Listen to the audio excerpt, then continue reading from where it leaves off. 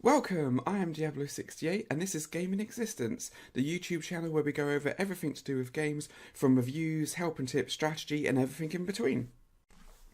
Today we're looking at the deck building card game Dominion, so let's get into it. If you're unfamiliar with how a deck builder works, you basically start with a very basic deck, you add more cards to it, and as you shuffle you then get to see those cards, and hopefully they should help you achieve whatever objective it is to actually win the game. The production value of Dominion is absolutely fine, the cards are well designed and sturdy. As the game comes, it literally is, with the base game, it's just the cards that you have. There's no other sort of elements to the game, or different things, different sort of tokens or icons or anything like that. Expansions later on add more bits and pieces to it, but the game basically just consists of the cards, and they're well designed, they're absolutely fine. I've loaded up into Tabletop Simulator here to show you how easy it is to set up Dominion, and that is the fact that you get the different copper, silver and gold cards. You put those up at the top in separate piles. You do the same with the estate cards, these are your victory points for winning the game. Put the curse cards down, although you might not always use them. The base game comes with various different cards that you can use.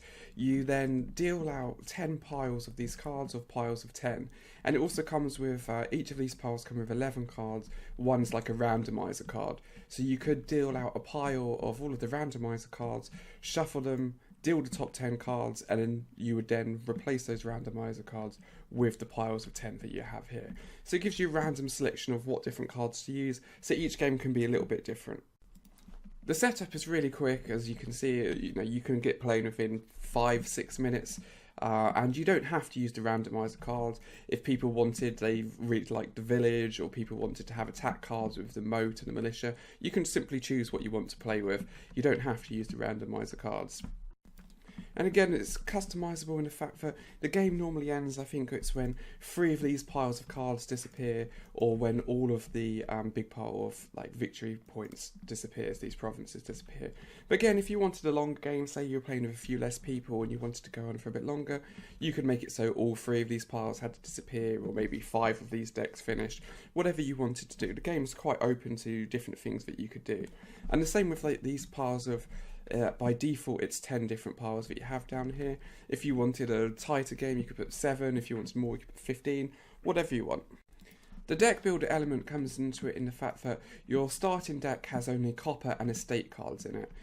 All these green cards are victory points, so at the end of the game they're worth victory points, but when you actually draw them into your hand they don't do anything, they're just dead cards.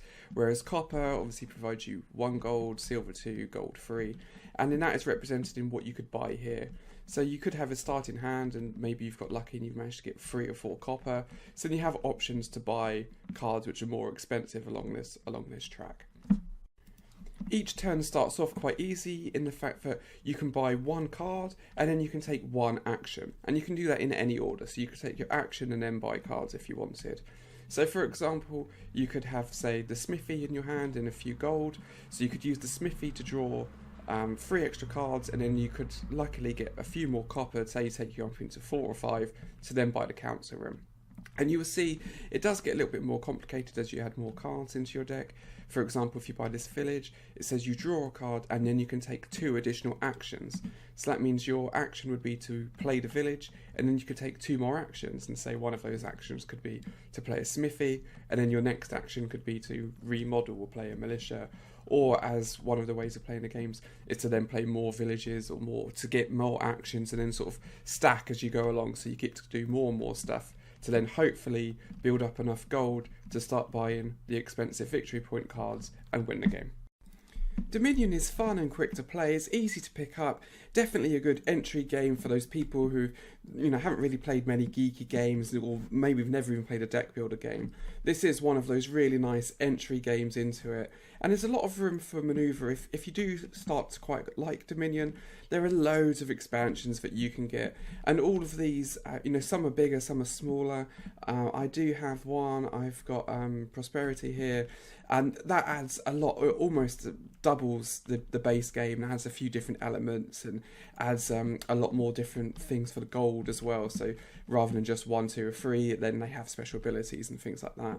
So there's a lot of room for expansion with Dominion. There's a lot of stuff to keep you entertained.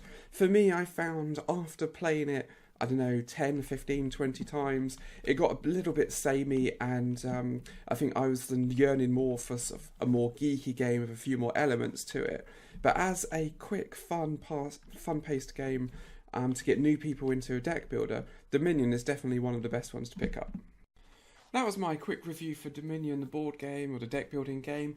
Hope you enjoyed it. Keep an eye out for my other videos, and thanks for watching.